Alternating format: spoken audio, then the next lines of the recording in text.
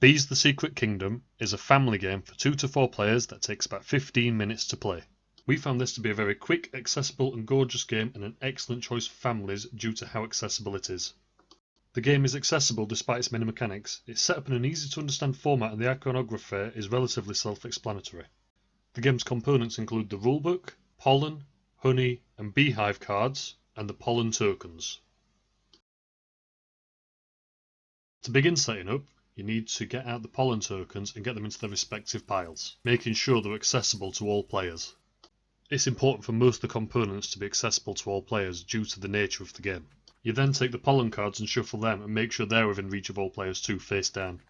Next, you get the honey cards, shuffle those, lay out 4 of them and ensure once again they're accessible to all players. Finally, first player takes 1 piece of pollen and all of the players take 2 pieces of pollen. They can take any pollen they choose. The game is now set up and ready to play in its most simple format. On a player's turn, they can do 1 or 2 things. They can either buy honey cards or collect pollen. If they choose to collect pollen, they collect the pollen tokens from the top right corner of the card. All other players will take 1 of the 2 pollen on that specific card, or if it's the card with all pollen on, they will take all types of pollen. Players can only ever have 3 of any one type. You don't have to reveal both cards, and you can just choose to show 1, get everybody to get the pollen they need, they get to choose any of the 2 with the line, you get both of them, and then play continues to the next player. The other thing a player can do on their turn is to buy honey cards. Now honey cards are different because they're the only cards in the game that contain action text that activates when you purchase them. In this instance here, I have to discard all excess gems that I have once I've purchased the card, meaning that any extras I have would be discarded. The actions on honey cards are usually pretty self-explanatory, but they're always quite tricky because they often result in your opposing players gaining pollen or you losing more pollen. And when you purchase a honey card, you just replace it with the top card of the deck. Now honey cards, like the pollen cards, are tremendously easy to understand. On them you've got the victory points in the top left hand corner, and along the bottom you've got the cost of the card. For this one, an example would be 2 pollen in red and 2 pollen in purple. Any grey cards would be wild, meaning you could use any pollen for them. In the example here, I'm using 1 blue pollen and 3 red pollen to subsidise the cost of the grey wilds. The game ends when the final honey card has been pulled and replaced and everybody has had an equal amount of turns. After that you count up your victory points and whoever has the most is the winner. For a more advanced game you can include the hive cards, which include instant win objectives and extra objective points which are achieved at the end of the game. To include these, you simply shuffle the 5 cards at the start of the game and deal out 3, which are played with throughout the entirety of the game and can be seen by all players. We found Bees the Secret Kingdom to be a tremendously quick, accessible and family-friendly game. It's replayable, it's aesthetic, and it's easy to understand.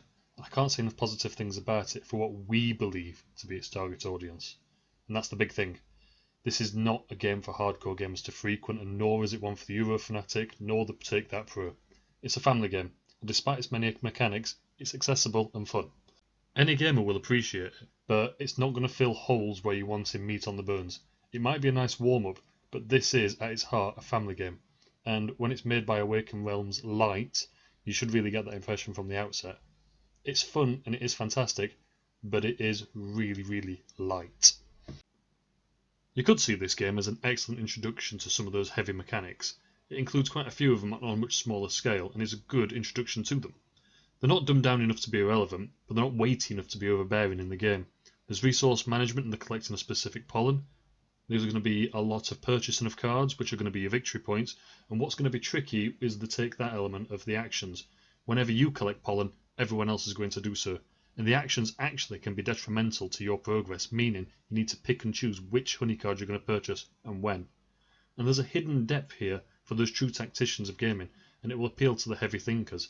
But again, it's not deep enough to scare away the rookies, but it also won't be addictive enough to keep the real hardcore gamers going.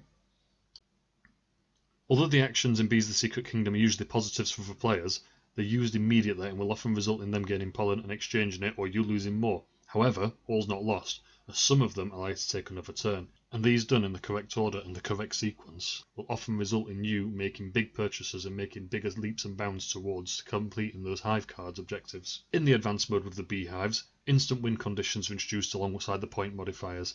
And now what's weird here is that you often don't see instant win conditions in many games, and particularly super light ones, and these are usually reserved for the super heavy games as a focus clause in the rules, or as an entire game focus. The instant win conditions in this game are not easy to achieve at all.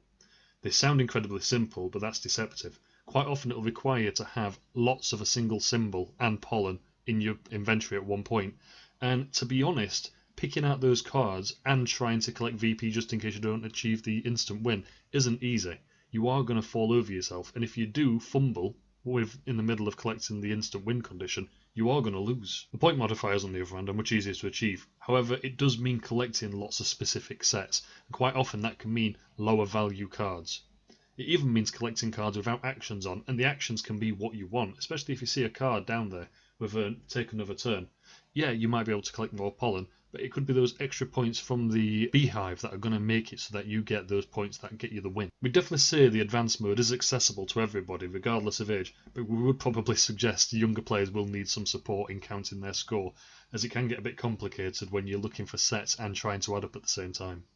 So in a nutshell, Bees the Secret Kingdom really did surprise us in how easily it played and how accessible it was.